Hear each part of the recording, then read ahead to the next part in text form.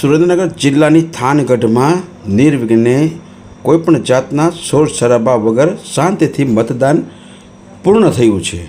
જુઓ ચંચુપાત ન્યૂઝ ઉપર પ્રવીણ પરમાર સાથે એક્સક્લુઝિવ સમાચાર। સુરેન્દ્રનગર જિલ્લાના થાનગઢ વિસ્તારમાં આજે ચૂંટણીનો પર્વ યોજાયો હતો અને એ ચૂંટણી પર્વમાં નિર્વિઘ્ને કોઈપણ જાતના શોર શરાબા કે કોઈપણ તકલીફ વગર શાંતિથી લોકોએ એકજૂટ થઈ ખૂબ જ શાંતિથી અને સરળતાથી વોટિંગ કર્યું છે અને વોટિંગ છેલ્લા તબક્કા સુધી 55થી 60% મતદાન થવાની શક્યતાઓ વર્તાઈ રહી છે અને આ જોતાં તંત્રોએ હાશકારો લીધો છે, જેમાં વૃદ્ધ, અબાલ તેમજ દિવ્યાંગોએ પણ જોરશોરથી વોટિંગ કર્યું છે અને પોલીસની તો વાત જ શું પૂછો। પોલીસે પણ પોતાની ઉમદા ભૂમિકા નિભાવી છે। જુઓ ચંચુપાત ન્યૂઝ ઉપર કેવી છે પોલીસની એકદમ પ્રશંસનીય કામગીરી। નિહાળો ચંચુપાત ઉપર અને આપના વિસ્તારની બનતી ઘટના મોકલી આપો ચંચુપાતના નંબર ઉપર। જુઓ પૂર્વ પ્રમુખ પણ પોતાના વિસ્તારમાં મત નખાવવા ઉમટી પડ્યા છે। જુઓ કેવી સેવા કરે છે। શું આવી સેવા ભવિષ્યમાં પણ કરશે ખરા? જુઓ કેવું મહત્ત્વ ચંચુપાત ન્યૂઝ ઉપર આપને જોવા મળશે આ ચૂંટણી પર્વનું। જુઓ આપ જોઈ રહ્યા છો ચંચુપાત ન્યૂઝ। જુઓ પોલીસની ઉમદા કામગીરી, જે ચાલી ન શકે એવા 80થી 85 વૃદ્ધના માજીને પોલીસોએ છેક મતદાન કરાવ્યા અને બહાર ગેટ સુધી પણ મૂકવા ગયા હતા। એ દ્રશ્ય એકદમ ઉમદા અને પ્રશંસનીય કામગીરીનું એક જીવતું જાગતું ઉદાહરણ આપ જોઈ શકો છો ચંચુપાત ન્યૂઝ ઉપર પ્રવીણ પરમાર સાથે। જોતા રહો ચંચુપાત। લાઈક, શેર અને સબસ્ક્રાઈબ કરવાનું ભૂલશો નહીં। ધન્ય છે આવા ઉમદા વિચારવાળા પોલીસ અધિકારીઓને કે જે પોતાના અંગત સગા વાલાને પણ ન સાચવે એ રીતે આ 80થી 85 વર્ષના વૃદ્ધ મહિલાને બે હાથ પકડી વોટિંગ કરાવી અને છેક ગેટ સુધી પોતાના પરિજન સુધી મૂકવા જાય છે ને સેલ્યુટેબલ કામગીરી। શું આવી કામગીરી અન્ય પોલીસ ન કરી શકે? ધન્ય છે આ પોલીસ અધિકારીઓને।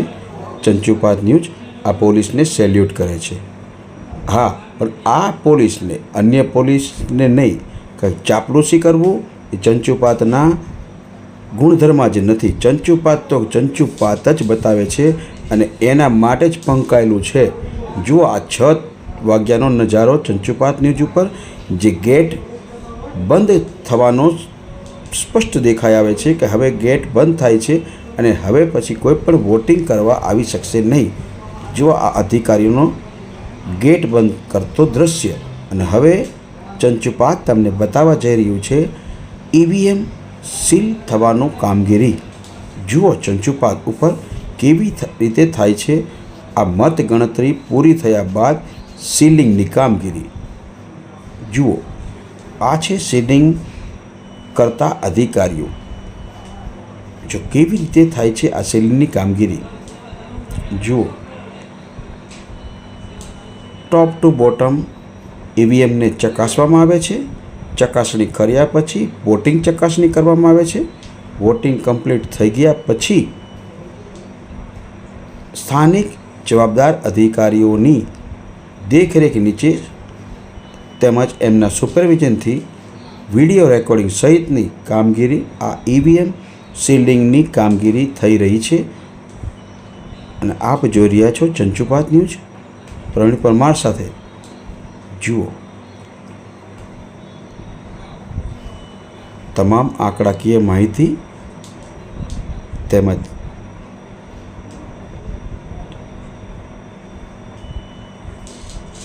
તમામ અધિકારીઓનું સિગ્નેચર જવાબદાર અધિકારીઓ ચકાસણી કરી રહ્યા છે અને થાય છે આ ઈવીએમ મશીન સીલ થવાની કામગીરી. અહીંયા સીલ થયા બાદ હવે આ ઈવીએમ છેક ગણતરીના દિવસે એટલે કે તારીખ 18ના દિવસે આ ઈવીએમ આવા જ ચકાસણી અધિકારીઓની રૂબરૂમાં આ ઈવીએમ ખુલશે અને થશે મત ગણતરી અને પબ્લિકનો મિજાજની સાચી પરખ થશે.